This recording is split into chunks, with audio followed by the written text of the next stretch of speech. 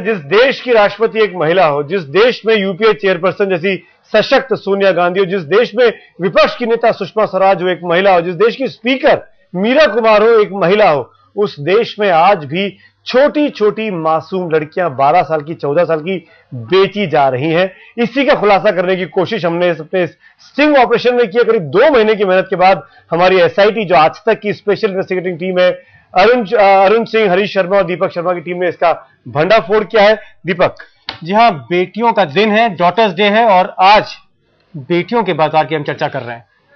इस गैंग का पर्दाफाश करने के लिए आज तक को भी इन सौदेबाजों से सौदा करना पड़ा। हमारी कोशिश थी कि इस गिरोह की तह तक पहुंचकर उन्हें सलाखों के पीछे पहुंचवाना। इस कोशिश में हमें सौदेबाजों के सामने रुपए का चारा फेंकना पड़ा और इस पूरे ऑपरेशन में हम उन चेहरों तक पहुंच चुके थे जो एक घिनौना खेल खेलते थे। अब बारी थी प्रशासन का दरवाजा खटखटाने की। हम चाहते थे कि पुलिस उन्हें रंगे हाथों पकड़े ताकि इनके बच निकलने का कोई रास्ता ना बचे।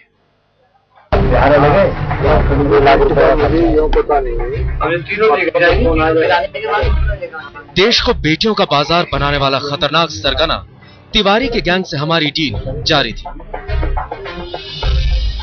तिवारी के कहने पर हमने शांतिबाई को 50,000 रुपए पेशगी सौंप दी।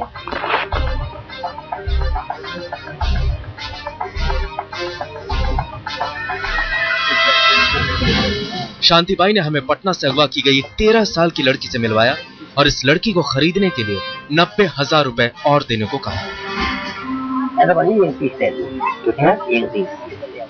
इस बीच हमने मथुरा के एसएसपी प्रेम गौतम को इस गैंग का घिनौना धंधा बताया।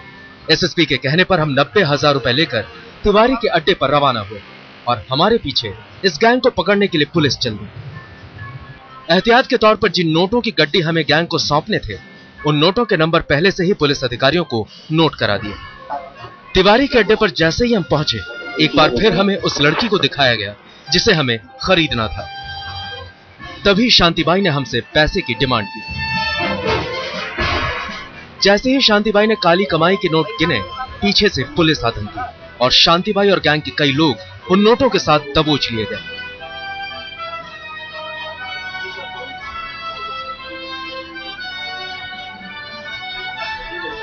इस गफलत में तिवारी तो भाग निकला, लेकिन कई मासूम बच्चियों को हम उनके चंगुल से रिहा करा चुके।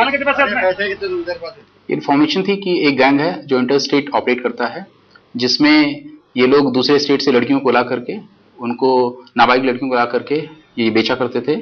इस इन्फॉर्मेशन पर हम लोगों ने अपना एक डिकॉय को, पुलिसकर्मी को डिकॉय बना करके भेजा और इसमें 3 लोग और 5 महिलाएं पकड़ी गई हैं, जिसमें 2 नाबालिग लड़कियां हैं जिनको बेचने का इनके द्वारा प्रयास किया जा रहा था। इनसे पूछताछ में पता चला है कि ये लड़कियां जोधपुर से लाई गई थी और इनसे पूछताछ में पता चला कि और भी स्टेट से, बिहार से, उड़ीसा से भी ये लोग लड़कियों को ला करके अदर स्टेट्स में, हरियाणा में और वेस्टर्न यूपी में बेचा करते थे। एक बार फिर हम आपसे कहना चाहेंगे, मासूम बच्चियों को अगवा करना और उनकी खरीद फरोख्त करना संगीन जुर्म है।